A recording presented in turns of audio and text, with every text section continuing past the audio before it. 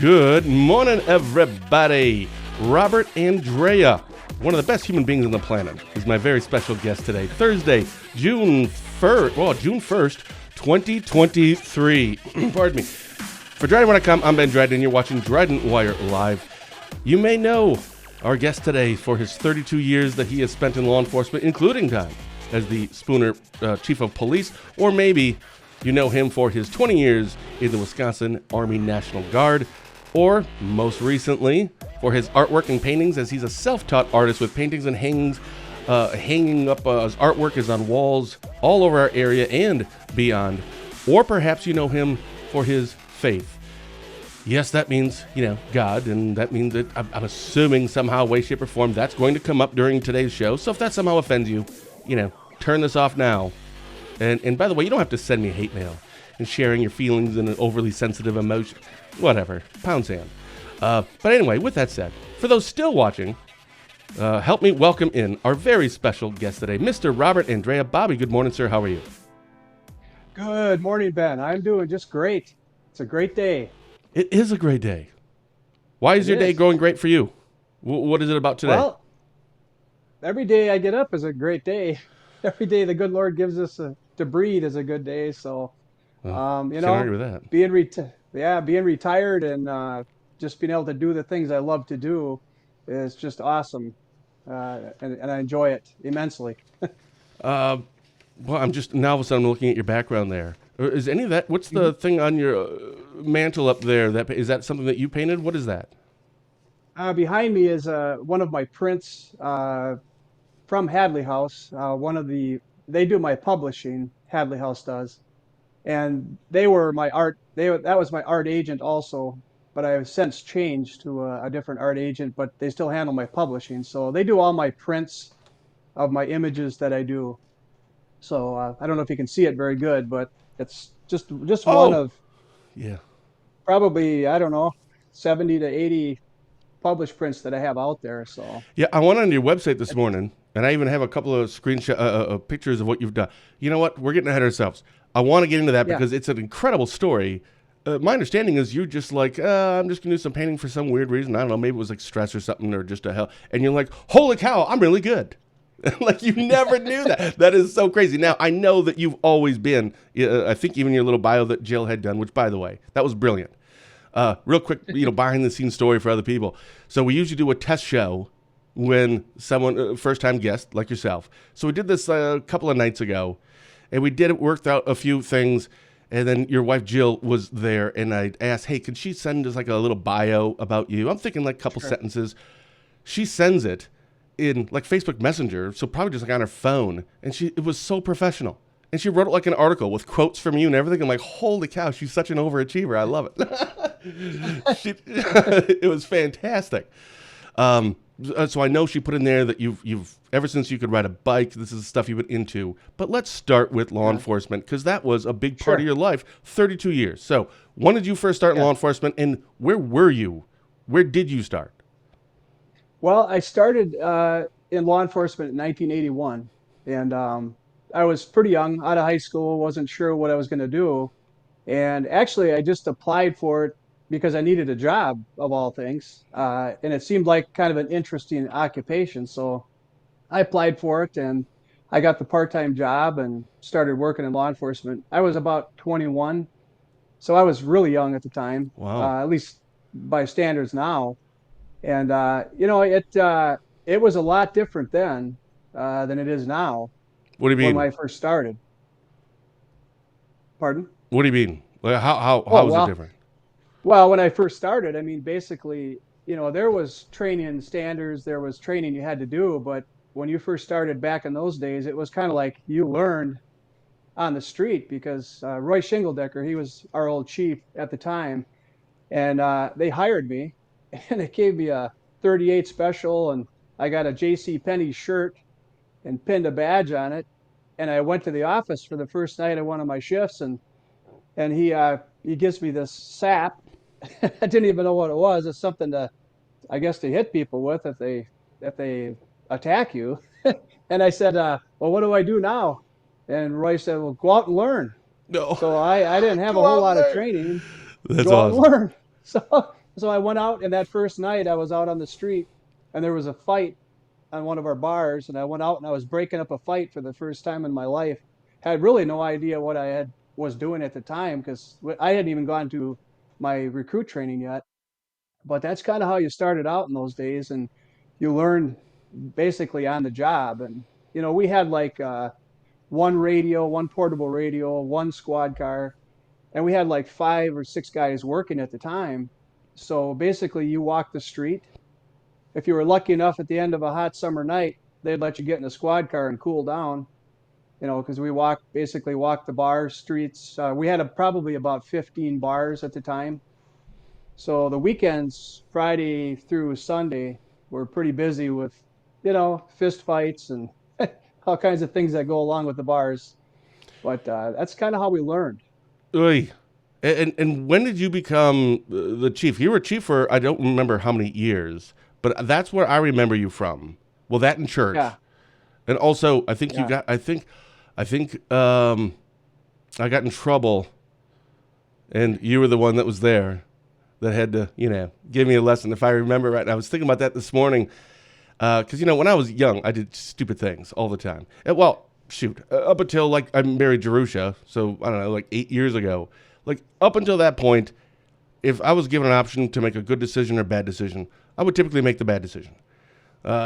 So it was, I think, like middle school or something. There was something going on at the Washburn County Fairgrounds, and I think maybe I stole something because when I was a kid, I would steal stuff. I don't know why. It's so embarrassing. It's so dumb. But I remember you were the one I had to talk to, and I don't remember what my punishment. I have no idea. I can't remember that. But I remember that, and there was like those powder blue shirts or baby blue or sky blue shirts, if I recall. And I also remember thinking, don't they have shirts in your size? Because you're a big guy. I mean, muscle. And it's like, they don't have an extra large? You were a big guy. I remember that a lot. So when did you become the Spooner chief? Let's see. I became chief. I retired in 2013 as chief, and I was there for 8 years. So I guess back up 8 years from that was, what is that? 2006 or something like 5? that. Something like that? Five maybe. 2005. Yeah. Now, was that something Yeah. that you That's when kind of aspired to? Or it just, they needed someone, and I was like next in line. I was the sergeant or the captain or whatever. And, yeah, okay, I'll do it. It's more money. I don't care. Actually, I applied for the first Chiefs job, and Steve Blazer came in. They went outside the very first time the Chiefs job came up after Dave Laporte retired, and I applied for it. Then I didn't get it, and Steve got it, and he was great, But then I applied for it the second round. I think I was more ready then. I just had more years in and a little more maturity, and because it's a big responsibility to be a head of a department. You're not only dealing with you know the criminal aspect of it on the street, but you're dealing with the department that you have to run, and also city politics or county politics, whatever you're involved with. So you're dealing with 3 or 4 things at a time. So yeah, it was a pretty big step and a learning curve. We had I enjoy. we Go had ahead. Mike Kronberger on our Positively Ben and Fitzy show with Sheriff Fitzgerald and I that we do on Tuesdays. We had him on a month ago, maybe month and a half. He had just gotten the gig, and he had mentioned that you were the chief when he started. I think that was like in 2010. Yeah, that would be because Hmm. you were there until 2013. And he gave you a lot of praises. I mean, matter of fact, I've never once heard anyone actually say, boy, that Bobby Andrea, he sucks. Like, I've never once heard that. I'm sure that maybe those people are out there. We call them idiots here on Oh the yeah. show. But I remember that Mike was giving all these compliments and how much that he had learned from you. And going to what you were just talking about, I called him in just a private chat a couple weeks after that show. I said, so how is it going now? He's like, man, a lot of freaking emails and a lot of other responsibilities that I didn't realize kind of go with it. I mean, you prepare for it and you're ready for it, but at the same time, you can't really. It's like marriage. You can read all the books that you want, or like having Yeah. kids, all the books and all this stuff, get the rooms ready. But until you do it, you don't really get it. So what was your No, biggest you don't. challenge when you were the chief?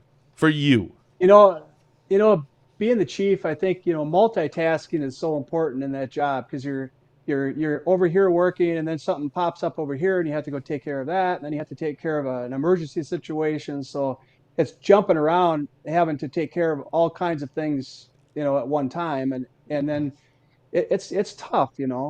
I think a lady one or a quote I read one time was they defined law enforcement as long periods of boredom punctuated with moments of high anxiety. So you're out on your shift. It's just a routine shift, and all of a sudden you get a gun call or you get some really bad call, and you're really never totally prepared for it. Yeah. So that as a patrolman, that's kind of how it goes. But as a chief, it's different things that come up, but they're from a multitude of areas that come in. Yeah. And I what? think we had an officer. I'm sorry. Go ahead. No, please, please. Well, I think you asked the biggest thing that we had, or maybe the biggest problem. And we had an officer involved shooting in 2008. And that was probably the worst call I ever had in my life, because the call that came in at whatever it was, 1 or 2 in the morning, said there was an officer involved shooting. I had no idea if our officers had been shot. When I went out my door, which this happened about a block away from our house, and I heard the last 2 shots being fired, and I really didn't have anything but my handgun and a radio at the time. So that was probably the worst situation. I've faced weapons before on calls and stops and things, but that was probably the worst all around. You Uh, know, it, all right, so I also kind of want to talk about your time in Wisconsin Army National Guard, and of course your artwork and yeah, painting, what you're doing now. But a couple more things on sure. this. First of all, Dad has already chimed in. My golfing partner and great friend. I'm assuming he means you, not me. I love your dad. Yeah, and then he Your also. dad. I'm sorry. Please go ahead. I said your dad and I go back a long ways. In fact, when I first started working at the PD in Spooner, he was a part-time patrolman for us before he went on to become sheriff. So we went back working road shifts together. As time went on, of course, he became the sheriff, and he was just a great help to me, very professional, and I never worried when bad things happened when your dad was around. He helped me so many times when we were, really in trouble with bad calls and things like that. So he's a great guy. He had a great golfing partner. He also has another comment in here that I think this is when we were talking about your biggest challenge, and he has said was keeping the sheriff in line. I'm assuming he means himself. Yeah. Yeah. So on that note, you do have a relationship with Dad. Um, so was it because of that? I mean, over the years, I would say that you're probably one of Dad's best friends because in your line of work, maybe it was just for Dad, but I think I've kind of noticed this about other people, not just in law enforcement, but when you're the chief or when you're a sheriff, when you're at the top, Yeah. Yeah. it's an isolating job. Yeah. It You really is. can't be friends with everybody else, No. and nobody really understands what your job is like, but they all think they Yeah. could do it better. So where did Yeah. that friendship start? Um, actually, like I say, it started way back when I first started at the PD, and your dad started working for us part time. And I got to know your dad and your mom and your family. So it goes back And me, quite a ways, I suppose. apparently. Yeah, you're a great guy, Ben. Oh, stop. We all did things when we were Oh, young, so dumb. crazy stuff. So dumb. And I understand that God has forgiven me, and I've asked for forgiveness. Yeah, But for some right. reason, I can't get to that next level in my faith because I can't seem to forgive myself. So if you have any advice on that, Wow. let me know. But I look back, and it's like Satan just pounding that in my head, reminding me of all these stupid things I've done. And I'm like, get out of my head. Anyway, that's a whole other thing. He, he's great at that. Yeah, he really is. Come to Yes. find out. So why did you end Okay. up deciding to retire? Well, I had 32 years in total. I had a couple years part-time, and then I had 30 years full-time. And I started really young, and I reached the top of my age bracket with the amount of years I needed to retire. And I kind of had a plan, Lord willing, I had a plan that when I retired, I'd do my artwork. So I wanted to be young enough where I wasn't half blind and shaken, so I could still paint and do things I wanted to do. So I had no trouble leaving there. I mean, when I was done, and I went out the door, with no regrets and it was a good career. I had a safe career, and so that's when it was time to go. I think you know. I've heard that from others, including Dad and Mike Richter, Yeah. Trevor Peterson, and others. And I ask, do you miss this? And all of them say, nope. Like No. not one ounce or iota, don't miss it at all. But they put so much into this. It becomes almost not a lifestyle, but it just becomes a part of you, which is probably similar to almost any other profession. But I don't know. It's a little unique. Yeah. So when you look at, kind of to put a bow on this so we can move on to the other stuff, you had talked about Sure. there was that shooting in 2008. You look around now and you see certainly some recent things that happened just in our area with two officers and a deputy shot and killed just based on they were just traffic stops in Yeah. northwest Wisconsin. You see the national, I wouldn't say I want to say narrative, but it's kind of the narrative of cops are, we don't trust them. Systemic racism, they're all the worst. I'm sure you still see that stuff or hear it, even if you don't turn the Yeah. TV on and watch the news. You hear, you see from time to time. What do you think about that? When you see what's happening now, what goes through your mind? Ben, I think violence and things like this have been around for forever.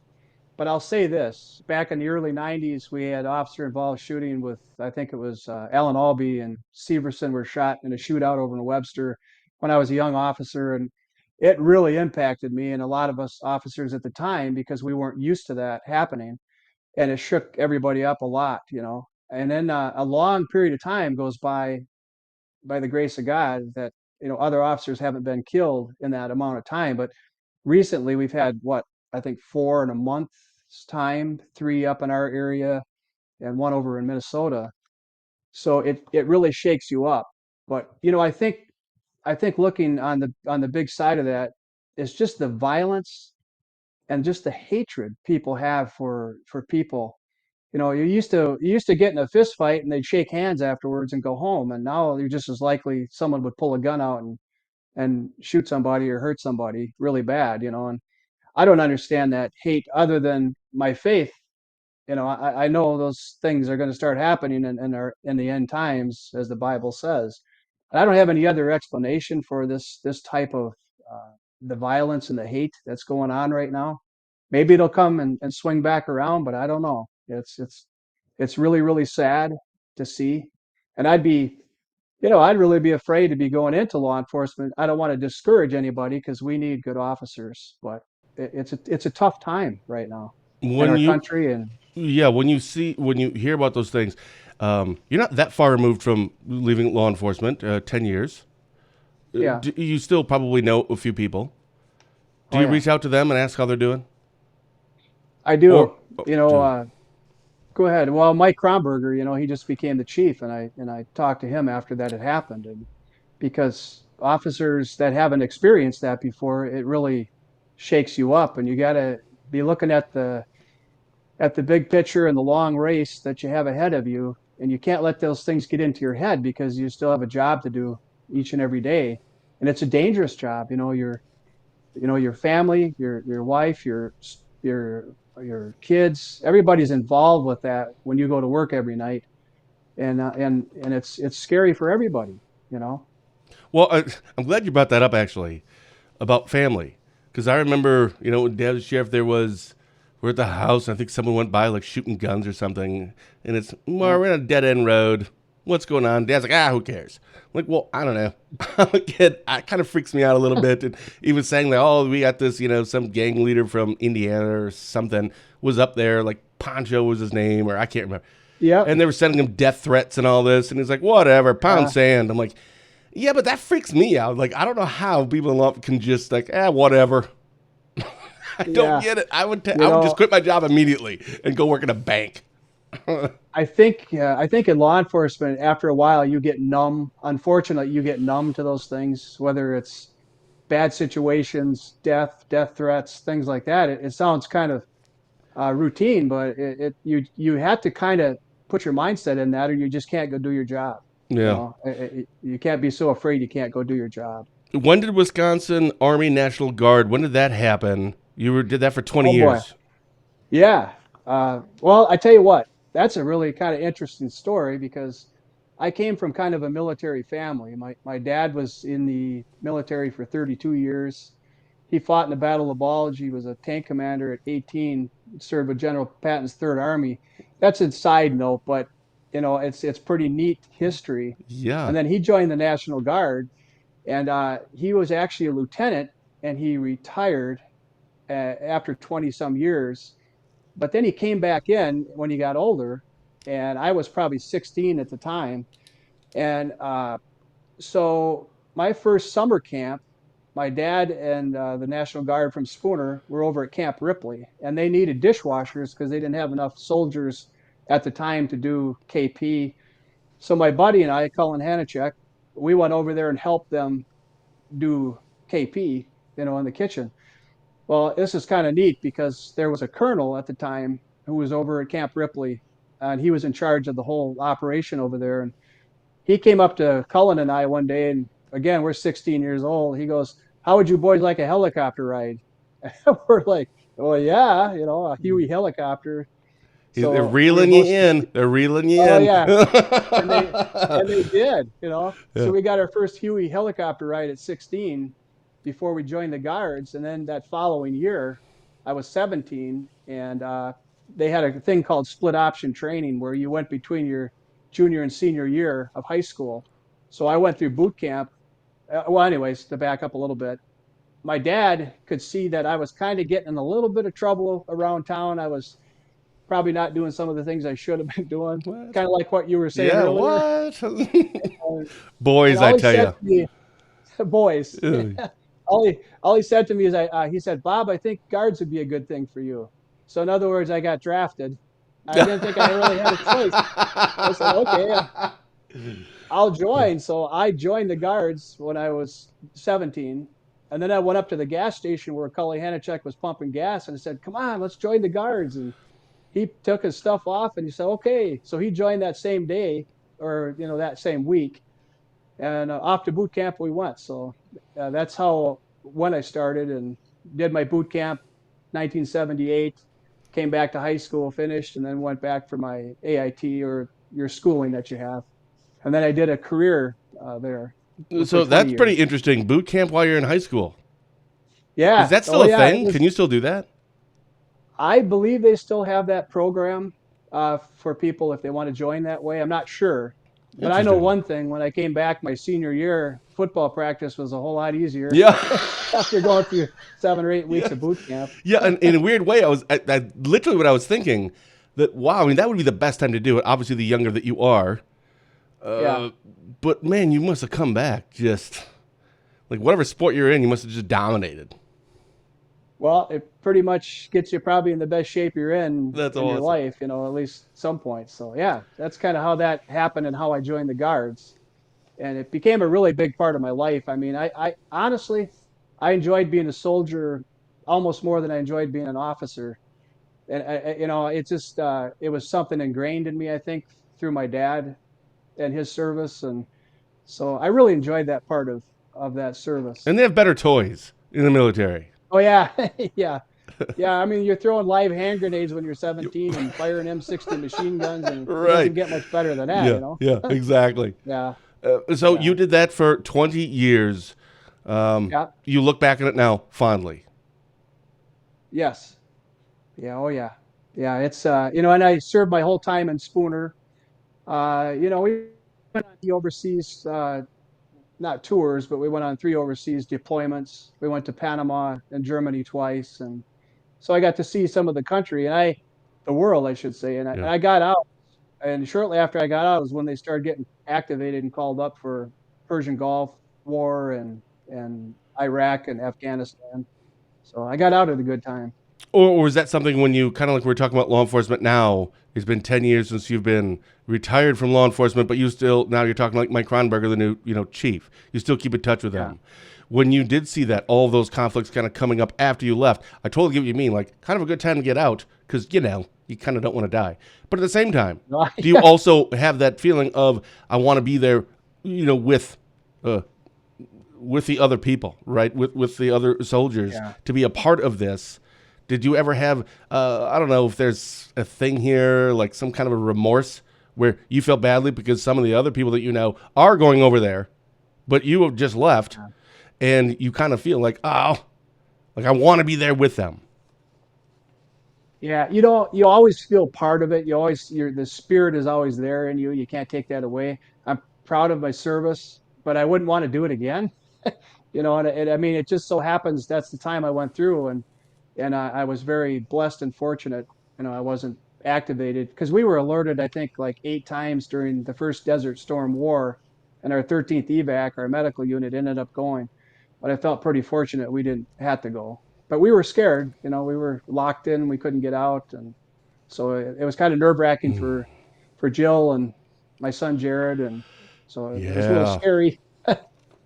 Well, thank you But for that's what your. you sign up for. Yeah. Well, that's what you signed up for. That's not what she signed up for. Yeah.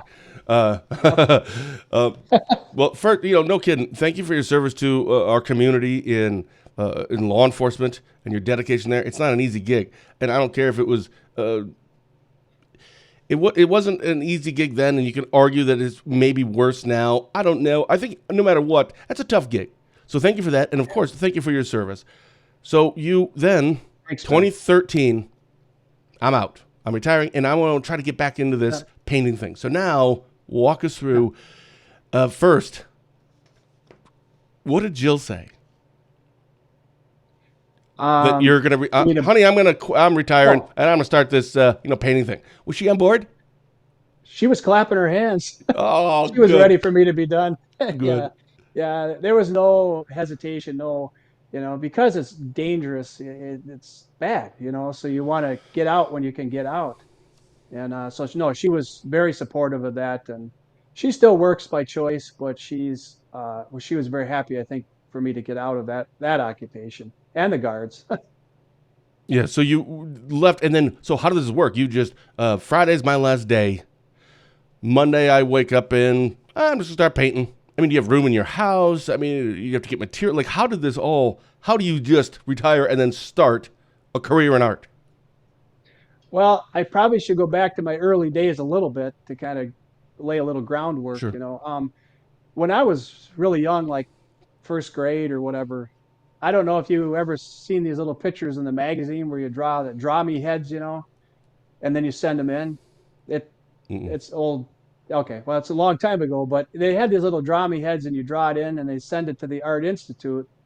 Well, I drew it, and my mom looked at it, and she thought, "Well, I think we should do something with this." So, anyways, long story short, she sent it in, and the Art Institute contacted her and said, "Can we take you out for lunch?" So they took my mom out for lunch. I think they were from the Twin Cities or something, and came up and they said, "We'd like to get your son involved or enrolled in the Art Institute." And my mom kind of laughed because she said, "Well, it'd be kind of nice, but he's still in the first grade. I don't think I can leave home in the first grade." Right. But I knew I could draw. The good Lord's given me a gift to be able to draw. So that's kind of where it all started. And I just could do it, from an Did you early do age. this throughout middle school and high school, or only Yes, when needed, like for an assignment? yeah. Or did you find yourself doodling? Did you find yourself on a Saturday when everyone else was going out and doing something? I'd rather stay home and draw. Yeah, that's a good question. I all the way through, I've art is my passion. I just love to paint and Okay. draw and create. So I've on and off and sporadically throughout the years from the time I was little all the way through high school, I would do paintings, I would do art. But of course, other things get in the way. In high school, it's sports, and then of course you got to go out and get a real job because the arts are kind of fickle. You never know if you're going to make any money at it. So I went to college for 1 quarter up in Superior and took some art, but I didn't see any way I could really make a living at it. So I just, I didn't quit doing it. I just kind Put a of kept pin in it. working on it. Sure. Yeah, yeah, Yeah, sure. yeah. So Just here and yeah, there. You dabbled. I dabbled. Yeah, yep. And I did some paintings and things like that, but they were few and far between because I just didn't have the time. Well, You know. yeah, and then married, father, Yeah, law enforcement, and the National Guard. I mean, holy cow! Like, what yeah. did you? And then you got to throw sleep in there somewhere. it was kind of a full plate, you know. Kind of. So Yeah. I knew that the time coming up when I retired would be the time to really focus on my art. And kind of how it happened was I worked for a year or so when I got out of law enforcement, did a few jobs, and decided I should really focus on my art. So what I did was I entered the turkey stamp in Wisconsin, and I ended up winning that. And then in the same year, I entered the Oregon waterfowl stamp, and I won that. So it's kind of confirmation, that the good Lord's kind of saying to me, "You need to concentrate on this and do this." So then one night I was looking at some flyers from Hadley House on Terry Redland's art from way back when, and I said to Jill, I said, I wonder what it takes to get this going. Like what do you have to do? And so she contacted uh, Shannon Burke, who was agent for Hadley House, and told her that I did art. And long story short, she looked at my website and she goes, how would you like to be published? And I said, well, yeah. It was kind of like overnight. She, I signed a contract with Hadley House, and I did my publishing and licensing through them after they got me going.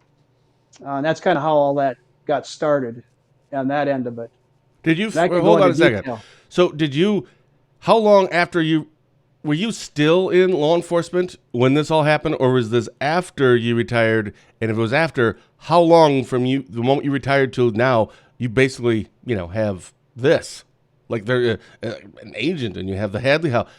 Where did this happen? It happened pretty fast. I retired 2013. I kind of I did a few things up till about 2015 or 16 is when I won the duck stamps. And shortly Okay, after that, I got published with Hadley House Publishing out of Minneapolis. and that means you have an Oh, agent. yeah. Yeah, and that's kind of a neat story too. I no longer have an agent at Hadley House. I now am working Oh. for SCCS Art. It's Susan Cruz is my agent out of Kansas City, so she handles my licensing of my artwork. And Hadley House is still doing my publishing, which they publish prints and things that you saw behind me. But licensing is another whole deal in art. That's pretty interesting stuff. Well, first I of don't all, I know. think everybody should have an agent. And second, isn't that pretty awesome when somebody calls and asks you something and you can just say, "Call my agent." Come on, that has to be pretty awesome. Well, it gets complicated, and I think people don't understand art licensing, and art licensing is really where it's at in art. So Um, explain that what? then. If I'm sure it's a Yeah, very long conversation, but dim it down like yeah. third grade level for me. What Okay, is the thing? okay. So I'll just do a real simplified Thank you. way here. Okay, so you do the artwork, and then I get my artwork scanned up at CPL in Duluth, and then they send these images to my publisher, which is Hadley House, or this other new company I'm working for, and they send the digital images to the company, and then the art agent takes those images and they send them all out to all types of companies like puzzle companies, card companies, home decor, and all these things. And these companies, if they like your image, they'll choose your image, and then they what they do what they call licensing. So licensing is a contract between the manufacturer and your art agent and the artist, and it can be for. I've got some that are 3 years, some that are 4 years when I sign the contract. So they use your image and put it on a product, hopefully to help them sell the product. So I think I've got like 14 puzzle contracts with Suns Out Puzzle out of California, which is they took those images and they're going to make puzzles out of those, and I Now I get signed a it. I'm sorry. contract for I'm each one. figuring like at some point here, this is all of a sudden going to click for me. But no kidding, I was Yeah, about 2 minutes in going, I don't think it's going to click for me. Now it just did. So, oh, good. I'm like, yeah, man, I feel really dumb, like more than normal right now because I don't get what you mean the puzzle thing. That's yeah, awesome. So, like, your paintings then yeah. get turned into a puzzle. What? Yes, yep, yeah. And it's licensed, and they do the contract, and they're kind of like renting your art to put it on their product, but they, in a sense, promote your image out there, and it pretty much goes worldwide. the puzzle companies and the card companies, they sell worldwide. So is this one of those, and we don't need to get into the technicals and the specific Yeah, finances here, but just yeah. like an overview, is this something, like my mom wrote 3 novels Hmm. and they were published, they're on Amazon. So she buys, I think she gets residual something, I don't know, or percent, whatever it's called. So do they just buy your thing and say, okay, we're going to give you X amount of money for whatever, and then that's it? Or is it, we'll take it, and then every puzzle we sell, you get a percentage of it? So is it like a upfront thing or a overtime thing? We'll see how it goes. That's an excellent question. The Yes. puzzle companies, I'll just take puzzles for, Sure. for one. Like from Suns Out, I'll get a fee up front, what they think that'll generate in certain amounts of royalties. So they give me a fee up front, and then once that puzzle is matured, and over a year or two's time, it sells enough where they pay off that front money to you, then you start getting royalties Okay. that I split between the publisher, the Royalties. art agent, and the artist. So it takes a long, long time, and it takes like each thing is a step. Okay, the license the agent sends your stuff out, then the company picks it, then it takes a year or so for it to be produced, and then they pay you, of course, and then after a while it starts to sell, and then eventually you start to see some royalty monies coming in uh, It slowly starts from some of the trickling in, contracts. right? So when you got Yeah, the first yeah. one, I'm sure it wasn't very much, or maybe it was, but we'll just, I think for a better story, just say it was very small. But when you get that first one, what was that feeling like? It's just a blessing. I just feel it to do something I love to do so much, and I'm getting paid for it. Because let's face it, art, you have to have a purpose for your art. I mean, if I had all these paintings and didn't have any place to send them or any purpose for it, I don't even know if I'd be painting as much as I am, because you have to. And if for someone to enjoy something that you've done, hopefully they enjoy it. They put a puzzle together and it makes them smile, or they enjoy it. That Mm. makes me happy. Even more so than the royalty money or anything else. Yeah. I just love to do it. I'm glad you said that. Purpose for art. So my daughter, one of our daughters, Riley, she's 14. She's somewhat of an artist herself. She's actually pretty. I don't want to like oversell because she's my daughter. I'm gonna anyway. So she's exceptionally talented, and we're trying to figure like, well, what do we do with it? Like I don't know, Hmm. and just goes to school and Spooner, but I don't know. They not we're like, what does she do with it? But she is drawing all the time. Um, we're kind of trying to figure all that out, and so she's really excited to watch the show actually when she gets home from school Oh, to learn about this stuff, not the cop stuff probably, but about that. But I like what you yeah. said, and I wrote that down. A purpose for your art. That's Hmm. really interesting. Yeah, and Dad's right. Bush and Gillis, I've seen it there. Your paintings that you sell there. And I went to your website this morning and just grabbed a couple of images. Sure. Oh, Dad's still thinking, go away. There we go. Yeah, so here's just an example of a couple of them. And they're I kind of got them squished together just a little bit. They're a little bit wider than that. So just tell us about one of these or both of these. Like, where does your inspiration come from? Do you just start, someone commissions you to like, hey, paint something. Do they say specifically do this, or is like, nope, I'm just gonna do what I want, and you're just gonna pay for it, and you don't know what you get until I'm finished? Yeah, that's a good question too. Actually, I don't take a lot of commission work because it kind of limits me on my creativity. Uh-huh. So what I'm doing right now, I'll just take the painting on the right. It's called Dressed in Yellow, and I painted that. I love birds and I love pretty colors, but I painted that kind of kind of for the market more or less too, because the commercial market looks for things like that to put on placemats and floor mats and things like that. So it's kind of got a dual purpose. I Sure. wanted to paint it because I had the image in my mind, but then it also has a purpose. Hopefully, at some point they'll take it for an image to be put on a product. The other one is more of a humorous one called I think road trip souvenirs or something. I call it just the funny times where people go on a road trip and they go into these souvenir shops and get all this stuff, that they buy Yeah. on these trips. So, you know, Yeah. I mean, I try to put some humor in my art too because I love humor. So I do a little bit of everything. But I guess you could say I'm kind of a somewhat of a commercial artist because I'm painting for a commercial market with that in mind. Do you But I like that still part, paint. or does that hinder you a little bit? Do you wish that, I mean, you have to make a living and you are getting Yeah. paid to do what you love to do? Or would you kind of prefer, like, I'd take a little bit less if I could just paint what I want to paint? Or do you have some autonomy there? Like, you still have to fall under Oh, the structure of commercial, but you have a lot of autonomy. Oh yeah, yeah. I mean, I could basically paint whatever I want, how Oh, much of it good. I want to paint, and they have no restrictions on what I do. And they, they'll take what they want to take. Uh, but it just so happens my art and my ideas kind of line up with what they're doing. Whether it's puzzles, like their paintings like really super busy. So I put there's isn't any blank canvas or white canvas in a puzzle image because they want it completely filled up, which you can understand why. But I try to tell a story, and storytelling is so important in art. What are you trying to tell people? Can they look at that picture and get a feeling or understand what's happening in it? Or so I try to do that with a lot of my paintings. Funny story or just something that's happened to Interesting. me over the years.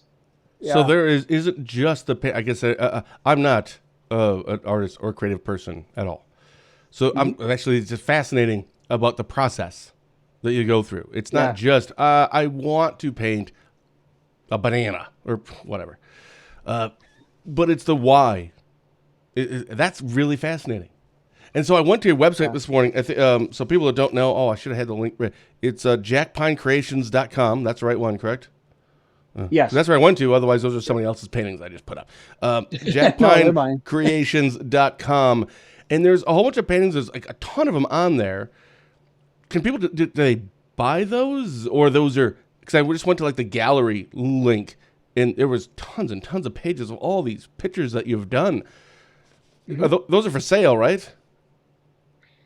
Yeah, it's Oh, okay. I have my publishing stuff I do through Hadley House. So when somebody wants a print of one of my images or something, I get that done through Hadley House. They got send it. me what you see behind me, kind of over Yeah. here. Yep. They'll send me, and they can do it in canvas, on canvas hardboard, gallery wrap canvas. So they can get whatever they want if they just contact me. And also, I don't know, I can show you. We're doing a lot of stuff right now on ourselves. We're doing, let's see if I can get it right here, what we call sublimation. We're doing stuff on glass and cutting boards and things with my images on it. So there's all kinds of different ways to do the art and put it out there. I don't know if I answered your Are question or you not, saying, but did you say cutting boards? yeah, Like, yep, kitchen cutting boards. yeah, we're doing that ourselves. It's called sublimating, and it's a high heat Sublimating. press.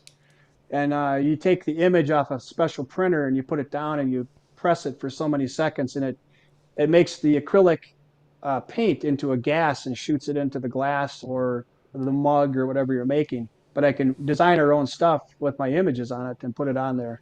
Now, when you say my images, you mean that stuff. It's not like it's a photo Yeah. of you image. That way, when No. Jill is upset with you, she can use the cutting board and be see your. Yeah. I get it. Yeah. That's Right. awesome. So there's two parts of Stro- this. So the website, Yeah. jackpinecreations.com, that's different than the other stuff that you're doing, like with the puzzles and etc. and the prints. Yeah. Actually, I should probably clarify a little bit. I have my website, which is Jack Pine Creations, which is Yeah, my own website. yeah, And then Hadley House also has my stuff up for publication for prints and some other got it. products they make. And then SCCS Creative Services, my art agent, they have my stuff up for manufacturers and stuff, and they can log in and see my artwork if they want to choose something for a product. So it's kind of three different areas. Uh, Plus, we're doing our own stuff now where we go to market. We do the Barron County market every Thursday. We're going to be selling mugs and prints and cards and things like that. And we'll do some in Spooner too at the market. Now, when you say prints, Hmm. I hear it's like just verge. You take the same thing and you just multiply it, but you obviously you don't have to make it many times. When it comes to like the painting themselves, How does that work? So it's like you sell the original. You could, or somebody could buy it, I guess, right? Right. And then also the actual digital version of that could also then go in more of a commercial thing or on mugs or something. Am I understanding that Yeah. right? Yeah. I have my originals and I maintain the rights to my originals to sell Got it. my originals. So there's the original, and then there's what they used to call limited edition prints, which is kind of what you see behind me. That's a print that I had made from the digital scan, only it's put on a canvas board, or it can be put on a canvas or a paper print. So there's multitudes of ways you can actually put your artwork onto stuff to sell. And when it comes to the Um, originals, how do you determine what price? When I was on the site this morning, it was wide range. How yeah, do you? Is it yeah. the like man hours? Like, all right, that one took me like 78 hours. So okay, divide that out. So you have a system or a methodology to how you figure that out, or does somebody else figure that out? Another good question. Yes, It's I'm really killing it. hard. Oh, you are. It's really, really hard to price I would your think. stuff, your original paintings. It's almost like I feel bad Yeah, not here, even just give me knowing what kind of a $5. It's price to yours. set. It's fine. No big deal. I would Yeah, feel I would underprice that's everything, well, but you can't. no, you can't because it's a lot of hours in a painting and it's a one of a kind. So when that painting, that original is done, I probably never do another one like it. So, it's kind of like maybe ranges for artists. Like, I don't know if certain things, if you've had your work published and things, maybe you could set a different range. That it's hard to say. I don't mean to I get it. sound, arrogant or something. I'm not No, no, trying to be. It's just totally get hard it. to get a price range. So I just got to Yeah, settle on a certain price range and go with that, and that's kind of where you end up. sure. And it isn't so much how many hours you have or how much work you put into it, as much as you just got to kind of set a price and go with that. Yeah. So what's next for you in this world? I think what was sent. We had posted yesterday. There was so self-taught artist. I can't seem to find where my notes were on there. My printer kind of stopped working this morning, so I'm looking all over my screen for all my notes. But you focus mainly on paintings, or is it only paintings at this point? I can't remember. Yeah, I'm basically still doing paintings. That's pretty much what I do. Got it. I don't do anything three So dimensional, or I don't. Marriott says something about he has Christmas decorations also, like just on your house or something. I mean, a lot of people do, Mary. Or you make Christmas decorations? Uh-oh. Oh, I think it's talking about at the market. Yeah, we do, like on the sublimation stuff you saw in the mugs. We do presses for Christmas ornaments. So we make Christmas ornaments, cards, mugs, cutting boards, and things like that. Different ways again to put your art Okay. onto different products So to what's next for sell. you in this endeavor? Do you have anything big working, or no? We just kind of keep growing it, little by little, and things are going just great. Or do you have anything big coming up? Well, my head's kind of like a movie reel, so I've got constant ideas going through my head, and got a lot more ideas in my head than I do time to Time, paint them. right? But I've got my next painting in my mind already lined up that I'll do here pretty soon. I'll probably start it soon, Sure. and then again I'll just submit it to the publisher and the art agents and see what happens. And then we'll start the markets on the 15th of June down in Barron. We'll have our stuff set up, and then try to do some in Spooner also. Where in So that's Barron? If kind of people want to go and look at it, where is this in Barron?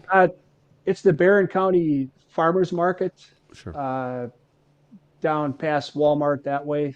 I don't know if you've ever been there. They sell all kinds of crafts and art, and they also have food and things like that. It's a great Oh, it's a great place to go. and they can also go to jackpinecreations.com. Is there anywhere else that they can go for more Oh yeah, information? yeah. Bush and Gillis also has really all my originals hanging down there, and they also sell a lot of my prints. They just bought a big order here just a while back, so they carry a lot of my limited edition prints. Oh, Kevin's great. I like So that you guy. can go there. Yeah, he's just super. I I know. love him. I know. Yeah, Love that guy. yeah, friendly guy. Yeah. Um, All right. We're already went over our time, which is fine, and oh, we could talk about this stuff all day long. I love it. Learning more.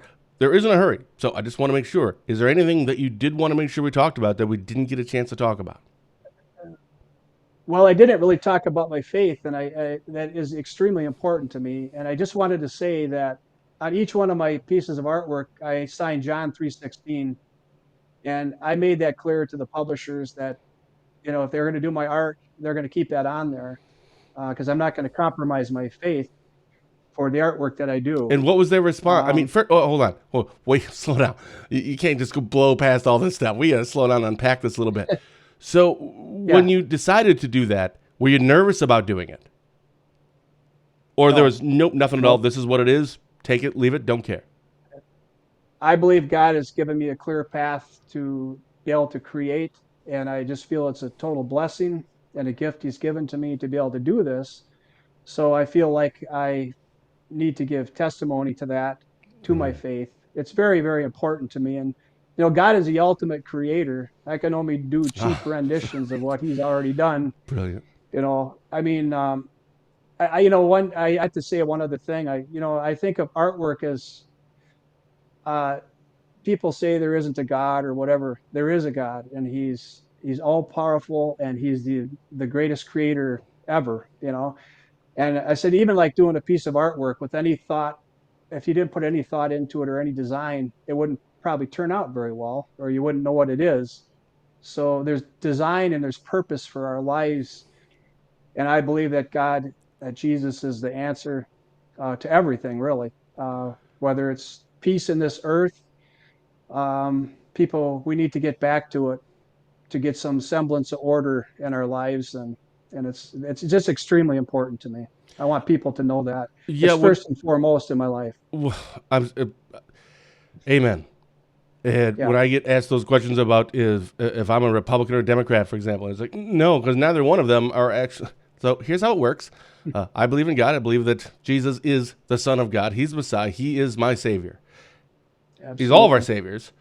But I Yeah, then believe, like, I take all my direction and everything from the Bible. That is like the highest authority. It supersedes everything else. yeah, Now, if you don't believe that, that's fine. I don't care. Believe something else. yeah. But that's where I am. But that's not a political party.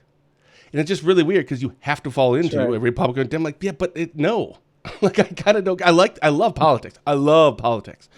But Yeah. no, it's neither one of them are, so that's kind of silly. So when you sent this 316, this is what I'm doing.